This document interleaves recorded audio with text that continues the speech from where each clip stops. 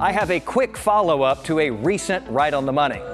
I know, they say that the sequel is never as good, but when we add that in, it does seem better, doesn't it?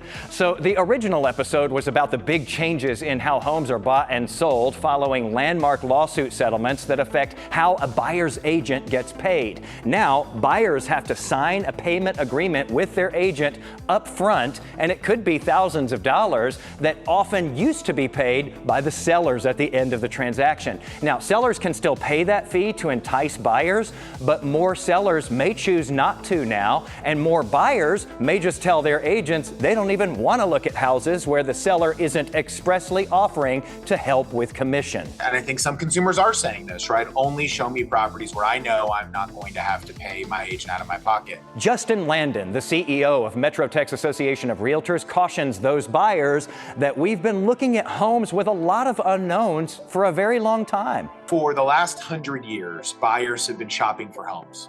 And there have been all kinds of things they didn't know about that home before they saw it.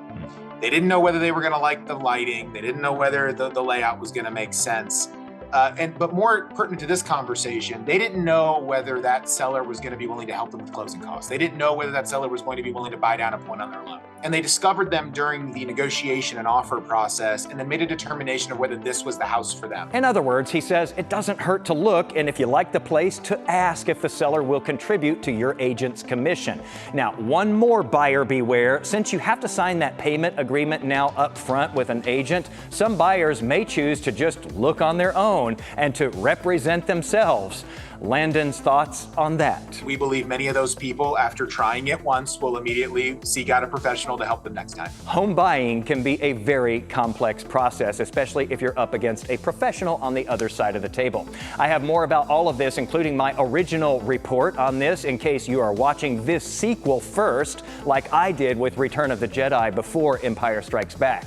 Yes, I am comparing Right on the Money to the Star Wars trilogy. I know. It's time to go now. Anyway, more on this and my previous coverage in today's post at Jason Wheeler TV on my socials, where we are always battling to stay right on the money.